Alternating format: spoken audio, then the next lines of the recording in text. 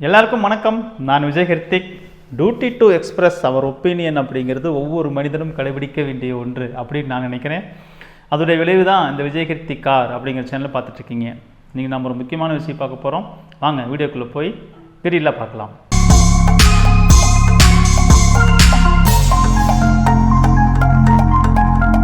இப்போ 1,21,260 ரூபா நீங்கள் ஒன்று போய் இதில் பணம் போட்டிங்கன்னா உங்களுக்கு மாதம் 50,000 வருமானம் வருது அப்படின்னா கிட்டத்தட்ட நீங்கள் போட்ட பணத்தில் எத்தனை சதவீதம் அப்படின்னு பாருங்கள். இந்த சதவீதமான இவ்வளோ வருமானம் வரக்கூடிய ஒரு பிஸ்னஸ் ஒரு தொகையை ஏன் நம்மக்கிட்ட வந்து 1,21,260 ரூபா போடுங்கன்னு கேட்குறாங்க. ஏன்னா நம்மளெல்லாம் கடனாளி ஆக்குறது. கையில் காசு இல்லையா, கடன் வாங்கி போடு.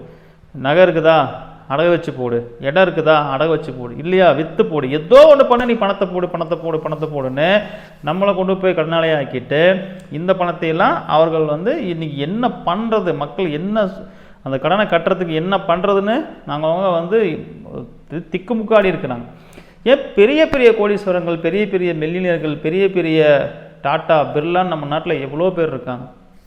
1,21,260 ரூபா பணம் போட்டால் மாதம் 50,000 ரூபாய் வருதுன்னா அவங்க எத்தனை கோடி இறக்க அவங்க வாய்ப்பு இருக்குது.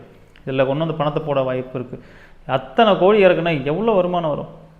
நம்ம நாட்டில் உள்ள எல்லா பேங்குக்கும் ஆர்பிஐ தான் என்ன பண்ணுது, பேங்குக்கு கடன் கொடுக்குது. அந்த பணத்தை வைத்து அவர்கள் வந்து மக்களுக்கு கடன் கொடுக்கணும், மக்களுக்கு சர்வீஸ் பண்ணணும்.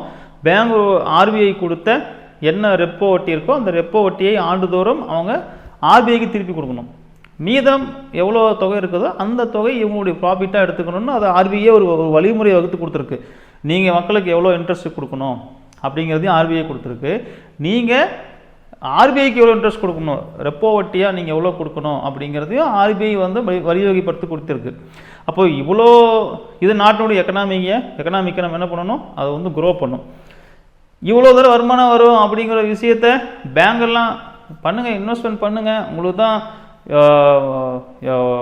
ஏன் வீடு வீடாக போய் லோன் வேணுமா, ஹவுசிங் லோன் வேணுமா, உங்களுக்கு மார்ட்கேஜ் லோன் வேணுமா, பர்சனல் லோன் வேணுமா, கார் லோன் வேணுமா, டூ வீலர் லோன் வேணுமான்னு எதுக்கு அங்கங்கே அவ்வளோ எம்ப்ளாயீஸ் வந்து ஒவ்வொரு பேங்க் சார்பாக நிற்கிறாங்க. அந்த பேங்க் பேசாமல் மைவேத்திரி மாதிரியான நிறுவனத்தை டெபாசிட் பண்ணிச்சுன்னா எங்கேயோ போயிருக்குமே. இருக்கிற ஸ்டாஃப்லாம் கேப்சரிக்கு சொல்லிடலாமே. எதுக்கு இவ்வளோ பெரிய பேங்கிங் சிஸ்டம் இது நமக்கு வந்து இவ்வளோ பெரிய விஷயங்கள்லாம் அவங்க வந்து பண்ணுறாங்க. ஒரு சிறு தவறு செய்தாலும் உடனே ஆர்பிஐ உள்ள வந்து சிட்டி பேங்க் எப்படி டேக் அவுட் பண்ணாங்க, நம்ம வந்து பேடிஎம் டேக் அவுட் பண்ணி வேறு பேங்க்கிட்ட கொடுத்தாங்க. இந்த மாதிரிலாம் ஏன் பண்ணுறாங்க? இதுதான் நம்ம நாட்டில் இருக்கக்கூடிய ஒரு ஒழுங்குமுறையான விஷயம். இது எல்லாமே நம்ம வந்து மைவி3 இந்த நிறுவனத்தை நம்ம எகெயின்ஸ்ட் பண்ணணும் அப்படிங்கிறது தான் நம்ம பண்ணுறோம்னு நினச்சிட்டு இருக்கிறாங்க. நம்ம என்ன சொல்கிறோம், இதை ப்ராப்பராக பண்ணுங்கள். இது இன்றைக்கி வந்து கண்ணெதிர்கால ஒரு 80,000 1 லட்சம் பேர் பாதிக்கப்பட்டிருக்காங்கன்னா இது அப்படியே போக இதோடைய விளைவு என்னவா ஆகும் அப்படின்னா பாதிக்கப்படக்கூடிய மக்களினுடைய எண்ணிக்கை அது எங்கேயோ போயிட்டே இருக்கும். அப்போது இதுக்குன்னு நம்ம நாட்டில் ஒரு அமைப்பு இருக்குது, அதாவது அந்த ஆத்தரைஸ் பாடி இருக்குது. அந்த ஆத்தரைஸ் பாடியில் ஏன் அவங்க ஆத்தரைஸ் வாங்க முடியல, இதை மட்டும் கிளியர் பண்ண சொல்லுங்களேன். இதை மட்டும் அவங்க பண்ணிட்டாங்கன்னா வேலை முடிஞ்சது. சிம்பிள். அந்த ஆத்தரைஸ் பாடியும் நிறையா நிறுவனம் இது மாதிரி வளர்ந்து வரணும், நிறையா நிறுவனம் உருவாகணும் அப்படின்னு தான் அந்த ஆத்தரைஸ் பாடி என்ன பண்ணுறாங்க. அவங்களும் அவ்வளோ கஷ்டப்படுறாங்க. புதிய நிறுவனத்துக்கு அவங்களும் ஊக்குவிக்கிறாங்க. இப்போ அங்கே போயிட்டு நீங்கள் வந்து ஒரு பர்மிஷன் மட்டும் வாங்கிட்டீங்க அப்படின்னா, முறைப்படுத்திட்டீங்கன்னா, இதை வந்து ஒரு நெறிப்படுத்திட்டீங்க அப்படின்னா மக்கள் போடக்கூடிய பணம் 100% பாதுகாப்பானதாக இருக்குமே. பயமே கிடையாதே. மக்கள் பயந்துக்க வேண்டிய அவசியமே இல்லையே. மக்களுக்கு உடைய பணம் எப்போவுமே எங்கேயுமே ஒரு பிரச்சனை வராதே. அப்படி இருக்கும்போது அந்த மாதிரியான ஆத்தரைஸ் பாடிக்குள்ளே போய் நம்ம பண்ண முடியாத ஒரு விஷயத்தை இது நல்ல நிறுவனம், இது மக்கள் நிறுவனம் அப்படின்னு சொல்லி ஏன் மக்களை மறுபடியும் ஒரு தவறான வழிக்கு தூண்டணும்? இது தான் நம்ம திரும்ப சொல்கிறோம். இது ஒரு ரெகுலேட் பண்ணிவிட்டு, இதை ஒரு கிளியர் பண்ணிவிட்டு, ஒரு ரைட் சேனலில் ஒரு சரியான பாதையில் இதை வந்து போச்சு அப்படின்னா இதனால் யாருக்கும் என்னைக்கும் எந்த பாதிப்பும் எந்த இழப்பும் எப்போவுமே வராது. இது மாதிரியான நிறையா நிறுவனங்கள் ஆல்ரெடி இருக்குது. டைரக்ட் செல்லிங்லேயே இருக்குது. அப்போது டைரக்ட் செல்லிங்கில் இங்கே பண்ணக்கூடாது, வந்து மைவேத்திரி வந்து இங்கே ஹெர்பல் கேப்சூல் விற்கக்கூடாது, வேறு 80 வகையான ப்ராடக்டை விற்கக்கூடாது அப்படிங்கிறதெல்லாம் நம்ம சொல்லலை. ஆனால் அதனுடைய உள்நோக்கமாக இருக்கக்கூடியது என்ன? மக்களிடம் மறைமுகமாக பணத்தை ஈர்ப்பது.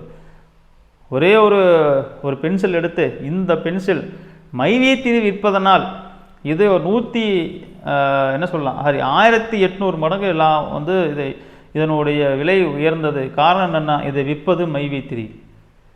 இல்லை ஒரு குச்சி மிட்டாய் எடுத்து, இந்த குச்சி மிட்டாயை நீங்கள் வந்து டேஸ்ட் பண்ணி சாப்பிட்டீங்க அப்படின்னா அதை நீங்கள் சாப்பிட உங்கள் ரத்தத்தில் இருக்கிற ஹீமோகுளோபின் எல்லாம் பயங்கரமாக ரைஸ் ஆகிடும், உங்களுக்கு பயங்கரமாக மேன்மையாகிடும், அப்படி ஆகிடும் இப்படி ஆகிடும்னு சொல்லிட்டு ஒரு 4 மிட்டாயை இல்லை ஒரு ரூபா மிட்டாயை, ரூபா லாலிபப்பை நீங்கள் வந்து 200 ரூபாய்க்கு 300 ரூபாய்க்கு விற்றா அப்படி இருக்கும்.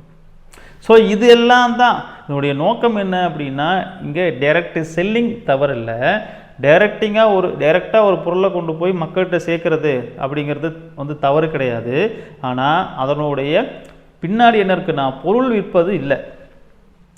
இப்போ நம்ம வந்து ஒரு சோப்பு வாங்குறோம்னா அந்த சோப்புக்கு வந்து சூப்பர் ஸ்டாக்கிஸ்ட்டு, டிஸ்ட்ரிபியூட்ரு, டீலருக்கு அப்புறம் வந்து ஹோல்சேலுக்கு அப்புறம் வந்து மல்லிகடை, அப்புறம் பெட்டி கடை வரைக்கும் கிடைக்குதுன்னா இத்தனை பேர்த்த உடைய கைமாறி வருது. அப்புறம் அதை வந்து விளம்பரம் எடுத்து அதை மக்கள்கிட்ட கொண்டு போய் சேர்க்கறதுக்கு அதுக்கு உண்டான ஒரு அம்பாசடர் ஃபிக்ஸ் பண்ணுறாங்கன்னா அதுக்கு உண்டான அவங்களுக்கு உண்டான கொடுக்குற பே. அதுக்கப்புறம் டிவி சேனலில் 100கணக்கான சேனலில் அந்த விளம்பரத்தை வந்து பப்ளிஷ் பண்ணணும், அதாவது அதை வந்து ஒளிபரப்பணும் அப்படின்னா அதுக்கு ஒரு பெர் செகண்ட்ஸுக்கு இவ்வளோன்னு அவங்க பே பண்ணணும், அதுக்கு உண்டான ஆகிற செலவு, இவ்வளோ செலவையும் அந்த ப்ராடக்டில் தான் வைப்பாங்க. அப்போது டைரெக்டாக ஒரு பொருளை கொண்டு போய் நான் மக்கள்கிட்ட கொடுக்குறேன் அப்படிங்கும்போது இப்போ ரேட்டு குறைஞ்சிருமா? ரேட்டு குறைச்சி விற்கிறாங்களான்னா கிடையாது, இதே அளவு தான் அவங்களும் விற்பாங்க. ஆனால் இத்தனை பேர்த்துக்கு ஆகக்கூடிய அந்த செலவினங்களை யார் வந்து அந்த ஏஜென்ட் மாதிரியோ இல்லை வந்து என்ன சொல்லலாம், இப்போ வந்து ஒரு மார்க்கெட்டிங் பர்சன் எடுத்து ஒரு ஏஜென்ட்னு வச்சுக்கலாமே, ஒரு ஏஜென்ட்டாக டைரெக்டாக செல்லிங் ஏஜென்ட்டாக வராருன்னா அவருக்கு கொடுக்குறாங்க, அவங்களுக்கு மேலே கொடுக்குறாங்கன்னா அது அங்கே நடப்பது ப்ராடக்ட் செல்லிங் மட்டும்தான். ஆனால் இங்கே நடப்பது என்ன அப்படின்னா, வேல்யூ, ஒரு மதிப்பு இல்லாத பொருளை மதிப்பு அதிகப்படியாக இவர்களே அதை வந்து என்ன சொல்கிறது, அதை வந்து விஸ்வரூபமான ஒரு பொருளாக மக்கள்கிட்ட கொண்டு போய் சேர்த்து அதை வந்து அதிகப்படியான விலைக்கு வச்சு விற்று அந்த பணத்தை வச்சு கீழே உள்ளவங்களுக்கு கொடுக்கறது, அவங்களுக்கே கொடுக்கறது, அவங்க மேலே உள்ளவங்களுக்கு கொடுக்கறது, இப்படியே பண்ணிகிட்டே இருந்தோம்னா கடைசியில் அடுத்தடுத்து ஆட்கள் வரணும். அந்த பொருள் என்ன பண்ணணும், இவங்க சொல்லக்கூடிய அந்த ஸ்கீமுக்குள்ளே அந்த மாத்திரையை வாங்கிறதுக்குள்ள ஆட்கள் வந்து அவங்க காசு உள்ளே வந்துகிட்டே இருந்தால் இவங்களுக்கு கொடுத்துட்டே இருப்பாங்க. ஸோ கொடுக்க ஒரு சைடு வந்துகிட்டே இருக்கணும். வர ஆவரேஜாக அவங்களுக்கு கடைசியில் என்ன அவங்களுடைய பிளானோ அந்த பிளானோட எக்ஸிக்யூஷன் நடக்கும்போது ஒரு 5000 கோடி டர்ன் ஓவர் ஆயிடுச்சு அப்படின்னா ஒரு 30% அவங்களுடைய நெட் ப்ராஃபிட்டாக வந்து அவங்க கைக்கு வர வாய்ப்பு இருக்குது. அப்புறம் ஃபுல்லாக மைண்ட் அப் ஆனாங்க அப்படின்னா முடிஞ்சுது, அவ்வளோதான், அந்த நிறுவனம் க்ளோஸ் பண்ணிட்டு போயிட்டாங்க அப்படின்னா அதுக்கப்புறம் எல்லாம் வருவாங்க. இப்போ அவங்க சொல்கிறாங்க, இப்போ வந்து ஒருத்தர் கமெண்டில் போட்டிருக்காரு, நான் சொல்லிட்டு அதை உங்களுக்கு கமெண்ட் படிக்கிறேன். என்ன சொல்கிறாங்க அப்படின்னா, இவர் வந்து ஓடி போகிறவராக இருந்தால் போய் சரணடைஞ்சிருக்க மாட்டார், இவர் சரணடைஞ்சிருக்க மாட்டார். இப்போ வந்து நியோமேக்ஸ் பற்றி நம்ம ஒரு வீடியோ போட்டோம். அந்த வீடியோவில் ஒரு 800 கேஸ் பக்கம் வந்திருக்கு. எப்படி வந்திருக்கு அப்படின்னா, கோர்ட்டு கேம்பெயின் ரன் பண்ணாங்க. யாரெல்லாம் பாதிக்கப்பட்ட மக்கள் இருக்கிறீங்களோ அவர்களெல்லாம் வந்து நீங்கள் புகார் கொடுங்க அப்படின்னு சொல்லிட்டு கோர்ட் என்ன பண்ணாங்க, கேம்பெயின் ரன் பண்ணாங்க. ஸோ லட்சக்கணக்கான பேர் அதில் பணம் போட்டிருக்காங்க. ஆனால் ஒரு 1000க்கும் கீழே, இப்போது 1000க்கு மேலே போயிருக்கும். நான் அந்த வீடியோ போட்டது வந்து அந்த நியோமேக்ஸோடைய எம்டி பேசின வீடியோ போட்டது வந்து 1 இயருக்கு முன்னாடி அவர் பேசினது அந்த வாய்ஸ். இப்போது இதுக்கப்புறம் பாருங்கள், அது 1000கணக்கான நபர்கள் வந்து உள்ள பணத்தை போட்டிருப்பாங்க. அப்போ அவர் சொல்கிறாரு, பார்க்கலாம். இன்னொரு வீடியோவில் மீண்டும் சந்திக்கிறேன். எல்லாருக்கும் வணக்கம், பாய்.